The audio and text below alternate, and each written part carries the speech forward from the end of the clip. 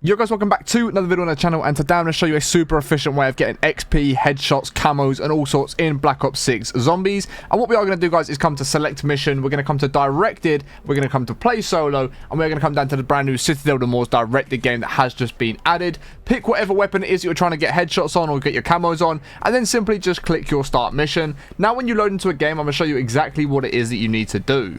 Okay, so obviously now we are in a game, and in directed mode, if for whatever reason you don't yet know, there is a round cap, meaning that once you are doing certain parts of the Easter egg, the round will never get higher than what that round cap is. So as you can see for me right now, the round cap is round 3, but as I start progressing through the steps that it says here, so I've got to search for a way into the castle. Once I do that, the round cap will probably increase. So the further you get through the map and the more objectives you do going towards the Easter egg steps, then the higher the round cap will be. I think the round cap on directed mode is around about round 15 at a maximum anyway. However, the method we're going to do is a round cap of 10, which is absolutely insane. We're going to max out our weapons. It's going to be Pack-a-Punch tier 3. We're going to have legendary Aether tools, all that sort of stuff. Everything's going to be fully kitted out, making the zombies a complete one-shot, making the camos ridiculously easy to get. And the good thing about this, the zombies are in an infinite spawn. That there's not going to have to wait between rounds to get them to spawn.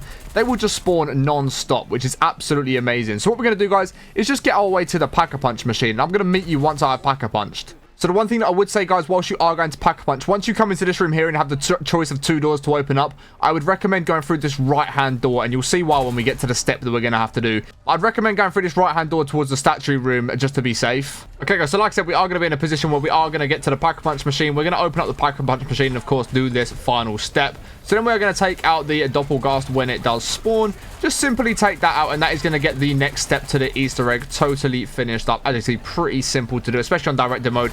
Does make it just a little bit easier to get done. So we can do that. We can grab that, stick it in there, and now we are in the position to go ahead and start the next step. And as you will be able to see, when the next step does load up, it will say to go and speak to Craft, which we are going to be able to do in just a second once it decides it wants to update the Easter egg step.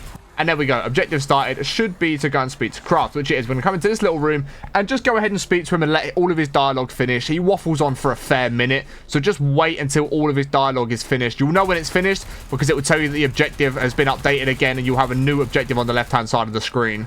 So what I recommend doing is, once you get to the point that you are doing this, once you're on the round that you're on, just let one zombie stay alive so it makes it a little bit easier to do what you need to do. And once you get this little purple glow on your screen, the end of that objective is happening. Just like I just saw there, that little purple glow means that it is coming to the end. So now we're not going to do any more of the steps. We're actually going to come into the statue room. We're going to look at this little glowy thing here.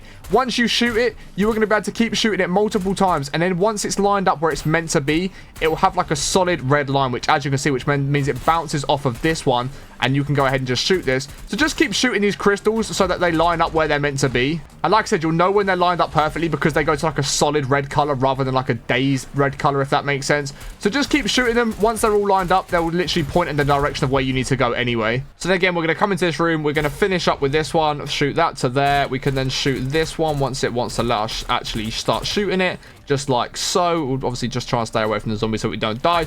We'll then do that. That is now locked into place. It's going to allow us to pick up this little purple glowy thing here. So what we're going to do is we're going to pick this up. We're then going to run to this little corner right here, just by the ammo thing. Place this down. Now that we place this down, we've got infinite zombie spawns. As you can see, if I kill a zombie there, their soul goes into that little room. However, if we leave that room and we leave the statue room and just come and stand down here, the zombies are going to be in one train, just coming down this little area. Just single file coming down, and we can stand at the bottom of these stairs and get nice, easy headshots on all the zombies that are coming. So now we've got the ability to just run around the map. These zombies will only come from one direction, guys. These will not spawn from other areas. If you go to run around the map now, so let's go, you go ahead and Pack-a-Punch. You come all the way down to the Pack-a-Punch machine from the route that we've just played. We're going to come down. We're going to Pack-a-Punch, and then let's say you've got a bunch of essence. You can then go up that way, make your way all the way back round into the same spot, and still take care of the zombies. And the great thing about this, like I mentioned, is the round cap is going to be at round 10. So the zombies are going to be at round 10 difficulty or health if you want. They're going to be at round 10 difficulty, making them very, very easy to kill. And the more obviously you kill, then the more essence you're going to get, the more XP you're going to get, and the more you're going to be able to upgrade your weapon, making them a one-shot eventually, making them a one-shot headshot with any weapon that you are using. like I said, if you can just take care of the majority of them that are behind you, you can then come back to this stairwell, and it's going to make it very, very easy to take care of all the zombies as they do come back down that stairwell. Line up the nice, easy headshots, and this is going to be an infinite spawn of zombies, guys. You're not going to have to worry about the round ending at any point, and there's not going to be any sort of big gaps into the zombie spawn. It's just going to become very, very easy to farm your headshots and get your headshots done really nice and quickly. And like I said, you're going to grind so much essence through doing this that you can then actually go and grab another weapon out of the box, pack-a-punch that, then upgrade the rarity of that. As you can see, the round cap is still going, but zombies are still endlessly spawning, guys, which is absolutely amazing. So we can just stand here, just keep doing this, and once you get to the end of round 10, the zombies are only going to come through this one stairwell, guys, which makes this so easy to do. As you can see,